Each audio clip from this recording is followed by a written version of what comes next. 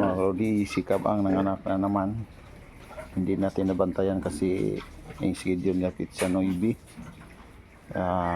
Nanganak siya ng pizza size ng gabi. Hindi natin napansin kasi nag-advance. Marami sana yung anak niya, 14 biik ang lumabas. Kaso lang na yung iba kasi walang nagbantay, naapakan yung tatlo. Lusog-lusog naman yung naapakan o tatlo kasi ito bukas pa sana, hindi pa, 28 pa bukas, September 7 tayo na umaga, naabutan natin dito na tapos na siya nanganak, lumabas na yung una niya. Hindi natin napansin, sayang yung tatlo kasi walang nakakita na namatay. Yan si Kabang, yung biik niya kulay puti lahat. Ito. Tapos may kasunod tayo, Kabang din. Nandito ito, expected din natin to sa sa first week, pero hindi sa second week, pero parang manganak na yata to. Laki-laki ng tiyan. Hinihingal kasi mainit. Ito yung ating ating kulungan.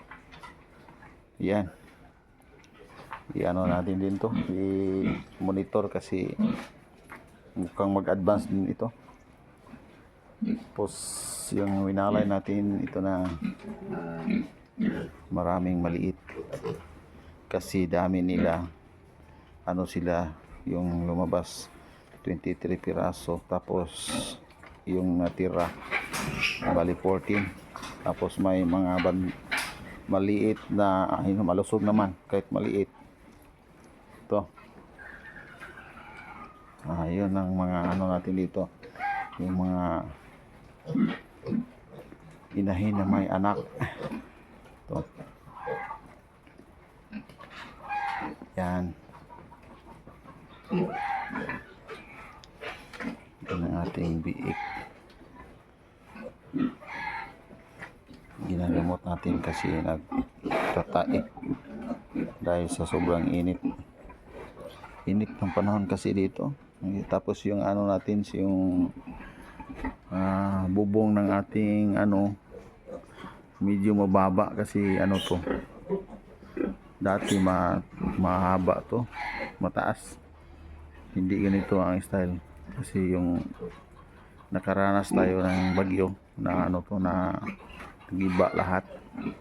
Tapos binalik natin, iba na yung forma yung bubong, para kasi pag natin binalik sa dati, wala naman tayo ng budget.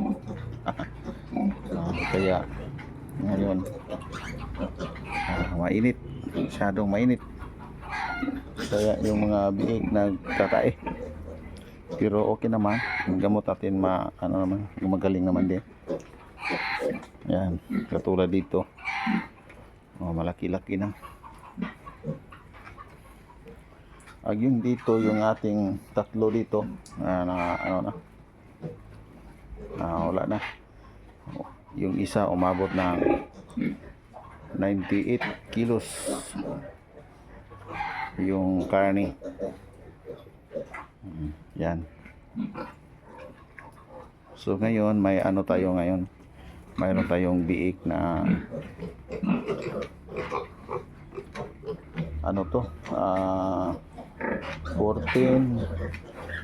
28, mayroon tayong 38 na biik.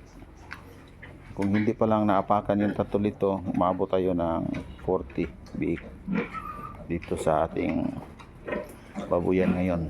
Sana dito naman yung isa, sana wala ang mortality pag lumabas to, kasi malapit na rin ito.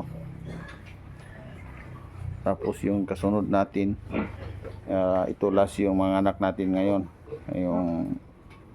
tapos yung mga buntis, to, hindi pa sigurado to na buntis. Dalawa to, at saka yung nandun sa dulo, yan. Buntis yan, kasabay sila. Ito, hindi pa to naglandi. Hindi pa to naglandi. Yan. Tapos ito, daming dito, yung anong tawag yung los-los. Sa Tagalog may los-los din. Parang yata. Dalawa. Sayang. Kasi yan, yung malaki ang los-los sa yung laki. Yung bituka nandun na sa lagyanan ng itlog. Sana yun wala. Ito mayroon din, parang mayroon din to yung parang mayroon din tong los-los. Kasi napapansin natin na may umabagal ito yata. Mayroon din. Laki los-los. Tapos natin na parang